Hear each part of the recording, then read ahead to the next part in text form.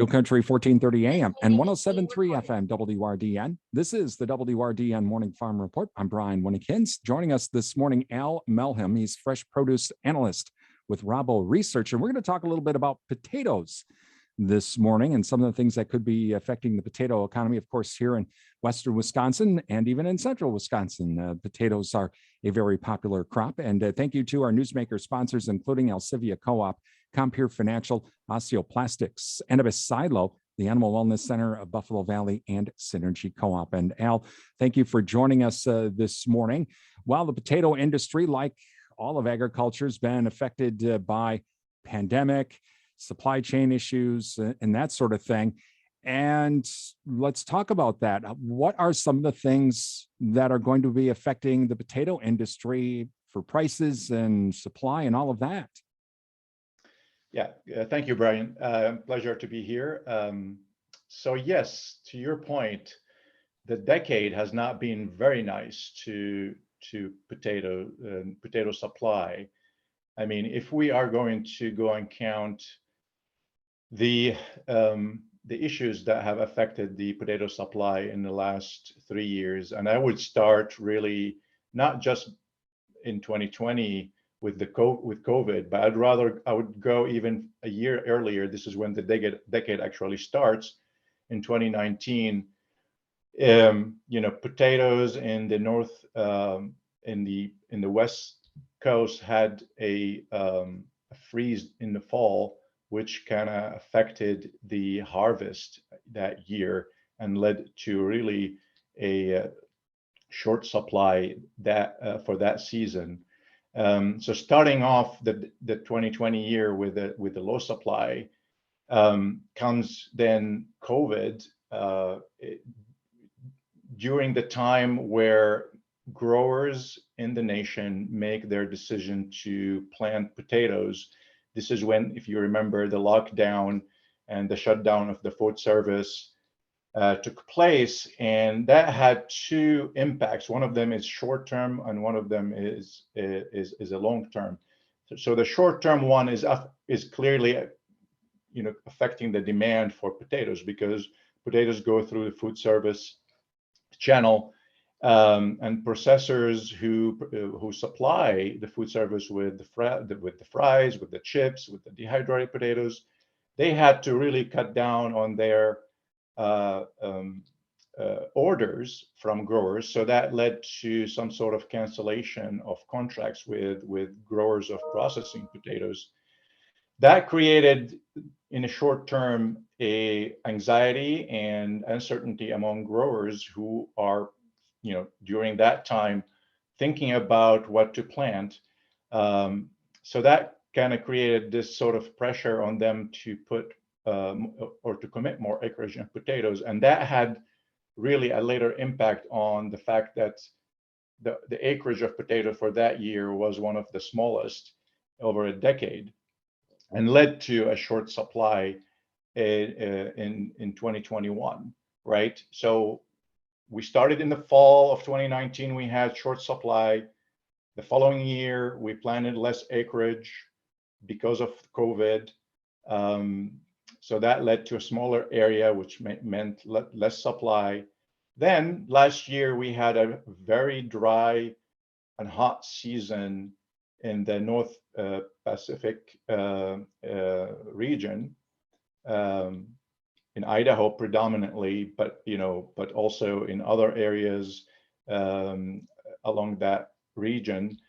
And that led to one of the smallest, or one of the weakest yields in the last 10, 15 years, which also led to a smaller crop. So 3 years in a row, we have a hit after a hit on the supply side. So 3 years later, we have this shortage of supply, or tight supply situation, if you will. In the other hand, we have this demand story that has also been affected by COVID. We went through multiple phases during COVID, from panic purchase to shutdown of the food service, then recovery of retail because people are eating at home more, and all that sort of dynamic. So we see now that the demand is trying to catch up with how it was prior to COVID. So it's inching up slowly as it goes, as we have more time now past the pandemic. So you add in the equation short supply, strong demand, that equates strong prices. And we see those prices are, both in the fresh side, a fresh market, and the processing market, very strong from a historical standpoint. Talking with Al Melhim, he's a fresh produce analyst with RaboResearch, talking about the potato industry this morning. Now, we had a lot of these problems out west, especially with their growing. Did your research show what was happening here in the Midwest, like in Wisconsin? Were the growers, at least from the drought side of it, were they kind of immune to the severe weather and had a decent harvest over the last few years in the Midwest where they do grow potatoes, like in Wisconsin? Yeah, so exactly. The dryness and the hot weather affected the North Pacific area, not really in the east side of the country or the Midwest. Wisconsin was sheltered from that weather. In fact, Wisconsin has decent yield last year. However, because Idaho, Oregon, and Washington basically are the major players in the potato industry, what happens there really permeates throughout the entire industry. What happens there affects everybody else. And that through the pricing mechanism, right? So that short supply that I talked about earlier, created this favorable pricing environment, which was given to every other grower of potatoes in the nation. So that's that was really the impact in Wisconsin from what happened in the west side. But Wisconsin had a decent year, a decent crop. Now this year, we are looking into a delayed start of the season because of really some cold spring that affected the planting. So we do have a delay in the planting for this season, which will have an impact on the early harvest quality and quantity of this of Wisconsin product this year. Also, we could talk about what other impacts have on area, for example. I mean, there are a lot of stuff happening around the inflation, cost of input, supply chain challenges are all affecting the decisions that the growers are making in terms of how many acres they plant this season. Talking with Al Melhim, he's a fresh produce analyst with RaboResearch, talking about the potato industry. Al, we've had a lot of news, obviously with the war in Ukraine, and a lot of it's been about the grain exports, right, and wheat and corn. What about things like potatoes? Has that affected the worldwide supply and exports from Ukraine? Very good question. And the short answer is the impact was indirect. Ukraine and Russia, both potential trade partners with the U.S., there's not much going on with the potato being imported from them or exported to them. So from that side, the war did not impact potato directly. However, through the impact on grain market and energy market, potato sector here in the U.S. was like any other agricultural sector was affected to a large degree.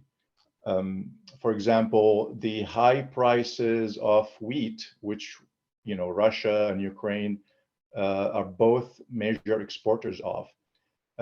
We saw the wheat prices, go to historical highs during times where potato growers who of on rotational years, they could grow wheat, as part of their rotation. So it's not unbeknown to them how to grow the crop.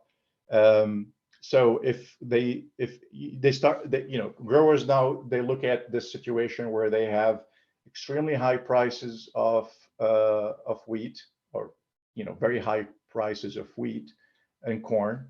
Those are rotational crops. And even when they look at their potato prices being strong, the rate at which the prices of grains have gone up since the war is faster than the one on potatoes. So now they look at, okay, well, on one hand, we have strong prices of wheat and corn. We have our potato crop that is very input hungry, especially from a fertilizer and maybe energy to pump water for irrigation. They look at that as, there's more an advantageous decision to go after grain production than potato production, even if the rotation year was calling for potatoes. And we saw this dynamic happening across the entire states, the major potato producing states, where we saw growers really switching from potato to grains. In fact, as recent as of last week, the USDA came with its new projections of on potato area, planted potato area, and the numbers are very startling. In Idaho, there is about drop of 7-8% in acreage. That amounts to about 33,000 acres less potatoes in Idaho. Wisconsin, about 6,000 to 7,000 acres less potatoes grown or planted this year than last year. So that's really the impact of the war, is very indirect. Talking with Al Melhim, he's a fresh produce analyst with RaboResearch, talking about the potato industry. Al, you mentioned a little bit about the high input costs and that sort of thing for 2022. A lot of producers that I've talked with here in Western Wisconsin, be it grain, alfalfa, dairy, even potato folks, they have things kind of locked in this year, but they're really worried about 2023. Will they have the inputs they need, and what will the price be? And could they even get them if they're willing to pay, if it's a very high price? What have you seen with some of your research on that? Yeah, I haven't necessarily looked into the forecast of import prices, but I totally sympathize with growers at this point, where they are looking into a possibility of higher prices of inputs and energy, just because the drivers behind the surge in prices are still there. We're not out of the woods from COVID or supply chain problems that caused the surge in prices to begin with, even before the war. And add to that the world that nobody knows when it's going to end, and we don't see that in sight. So the drivers behind shorter supply of fertilizers are still there, which means a lot of downside pressure on supplies and higher prices accordingly. Now, it is quite possible to see the demand for fertilizers to soften a bit, just because that's the natural reaction, globally speaking, to higher prices of inputs. So there might be some softening of price from lower demand, but to the degree that is going to take the edge out of the short supply, it remains to be seen. So it is still a ambiguous picture, but more on the higher prices or higher pricing environment for input in general, and fertilizers in particular. So would I go and say now that growers, should anticipate higher prices next year?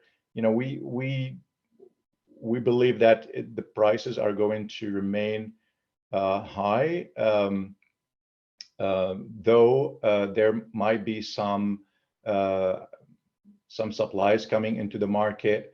We may see China, with relaxing their lockdown, coming back in some of the segments of the of input. We may see some capacity from other countries coming to replace some of the lost one in Russia and Ukraine. But the picture is still really ambiguous. Talking with excuse me, Al Melhim. He's fresh produce analyst with RaboResearch. So we have the potential demand destruction of fertilizer inputs. Did your report look at the demand destruction of higher potato prices on the consumer side? Because that's also a concern. Beef industry's talking about that. Pork industry's kind of talking about that. The energy markets, of course, are talking about that, if the prices get up to a certain point, there'll start to be demand destruction, and that could cause a downturn in prices. Has your research seen any reduction in consumer demand for potatoes and potato products?